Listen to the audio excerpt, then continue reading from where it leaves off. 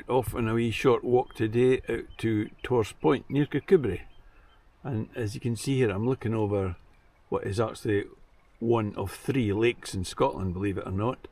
Okay, the tide's out, but this is Manxman's Lake, and of course the famous Lake of Menteith further up in Scotland. But did you also know there's another lake, or so I'm led to believe?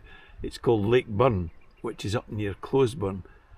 It's near a place called Barbara Mill, I think, or Barbara Mill, I think that's what it's called. Perhaps somebody will keep me right on that one if it still exists. But anyway, just going to head off now and head out towards past the old, the current lifeboat station, towards Torrs Point. On this particular walk, there's not a lot of parking at the start, although you could park in Kircudbright and head out from there, but always park sensibly. There's only parking for 2 or 3, and then you head on down this track, heading towards the lifeboat station. As you're going down the track, you can't help but see, if you look over it in the field, glamping with a difference. These domes around the Torrs farm here. Be an interesting stay for the night in there. I think you'll find them on coolstay.com or something like that, but they're tucked away, a wee bit different. I originally said 3 domes, but in actual fact there's 4. The last time I was here there was only 2. Yeah, nice place to spend a few days away. It's once you're at the pods, if you just look to your right, there's a set of steps that take you down to the lifeboat station.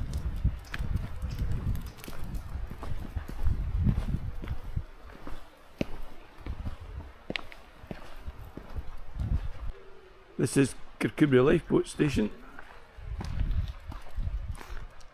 It moved it here to Cutler's Pool, and if I remember rightly, I think it was built in about 1892 or something. I'm just looking to see if there's a sign that will confirm that for me. But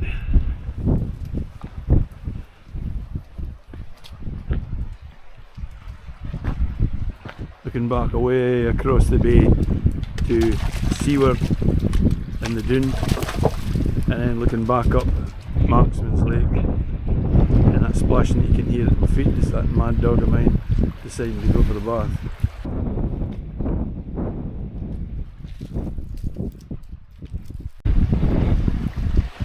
So there you have the slipway down in, and if I just pan round to the left here, there's not too much wind noise on this, you're looking right out to Little Ross and the way we are heading off.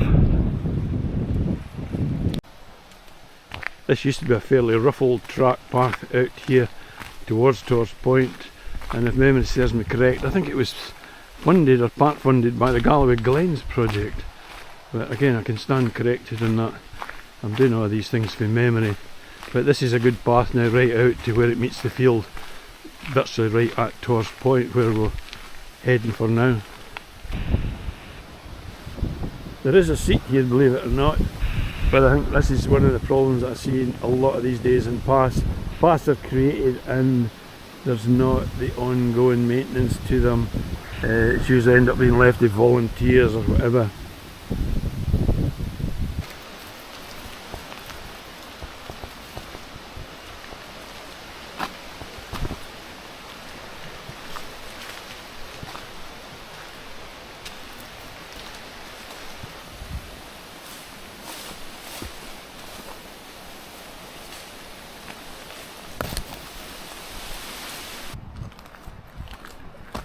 Once you get to the end of the path, you'll come to this kissing gate which leads you out into the field, and you go through this, just make sure you shut it, and then you head off along that path there towards the cliff top.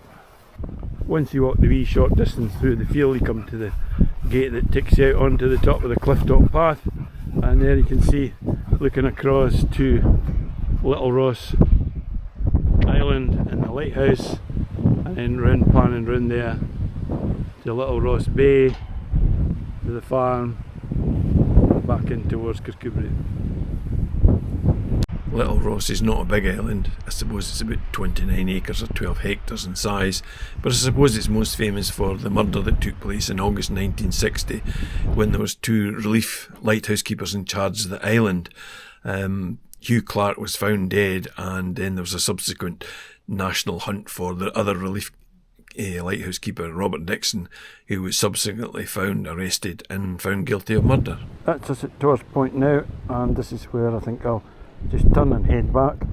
Could of course go up through the kitchen gate behind me, head back up on the public road and walk back down to the car, but I think there's red flags up today on the rain, so I don't think we'll go very far beyond this point today. But anyway, this is where we'll end today's walk, and thanks for watching.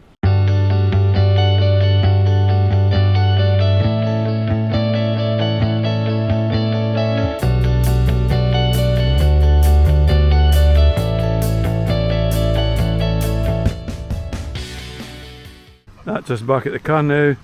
Tide's in, probably around distance of about 3 miles, 3.5 miles or something like that.